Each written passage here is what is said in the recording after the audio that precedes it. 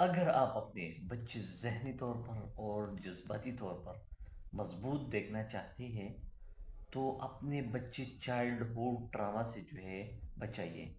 Child hood trauma کیا ہے؟ Doctor صاحبہ نے جو ہے بہت ہی اچھی طریقے سے ایکسپلین کی ہے، ذرا اس کو غور سے سنیں۔ آج میں بات کروں گی چائلڈ ہوڈ ٹراما کے اوپر۔ بچپن کی وہ چوٹیں جو انسان کو ہمیشہ یاد رہتی ہیں، وہ رویے، وہ الفاظ جو بچے کے ذہن میں بیٹھ جاتے ہیں اور اس کو چینج کر دیتے ہیں، اس کی پرسنالٹی کو چینج کر دیتے ہیں، جس طریقے سے اس نے اس دنیا میں گزارا کرنا ہوتا ہے اس کو بدل دیتے ہیں۔ سب سے پہلی چیز جو بچے کو بہت زیادہ امپیکٹ کرتی ہے وہ ہے ریجیکشن، اس کو رد کر دینا۔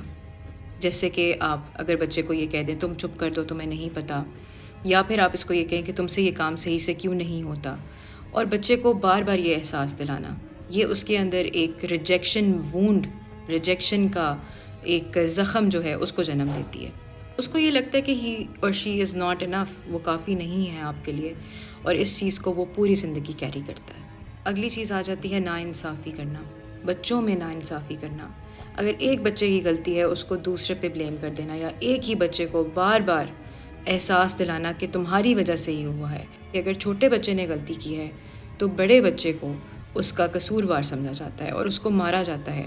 وہ بتاتا رہتا ہے کہ میں نے ایسا نہیں کیا، یہ اس کی غلطی تھی، لیکن اس کو مارا جاتا ہے، اس کو یہ بتایا جاتا ہے کہ تمہاری وجہ سے یہ شرارتیں کرتا ہے، یا یہ چھوٹا بھائی جو ہے تمہارا، یا چھوٹی بہن جو ہے یہ تمہاری وجہ سے شرارت کرتی ہے۔ یہ ایک ناانصافی والی ایک وونڈ اس کے اندر پیدا کرتا ہے۔ اسکول کے اندر بھی اگر انجسٹس ہو، کچھ اسکولز میں ایک بچے کے اوپر پوری اس کو کارنر کیا جاتا ہے، یہ بھی اس کے اندر انجسٹس وونڈ لے کے آتا ہے۔ اس کے بعد آ جاتی ہے ابینڈنمنٹ وونڈ، یعنی کہ چھوڑ جانے کا غم۔ بہت سارے جو بروکن ہاؤس ہولڈز ہوتے ہیں ان میں بچوں کے اندر یہ چیز پیدا ہوتی ہے۔ اسی طرح سے کبھی کبھار ایسا ہوتا ہے کہ ماں باپ بہت بزی ہوتے ہیں اور بچے کی کچھ نیڈز ہوتی ہیں، کچھ ایموشنل نیڈز ہوتی ہیں، یا جیسے بچہ اسکول سے واپس آیا، اس کا دل ہوتا ہے کہ اس سے پوچھا جائے کہ اس کا اسکول کا دن کیسا گزرا، اس کو کسی نے کچھ کہا تو نہیں، اور اگر کہا بھی تو وہ بچہ اپنے ماں باپ سے وہ چیز ڈسکس کر سکے۔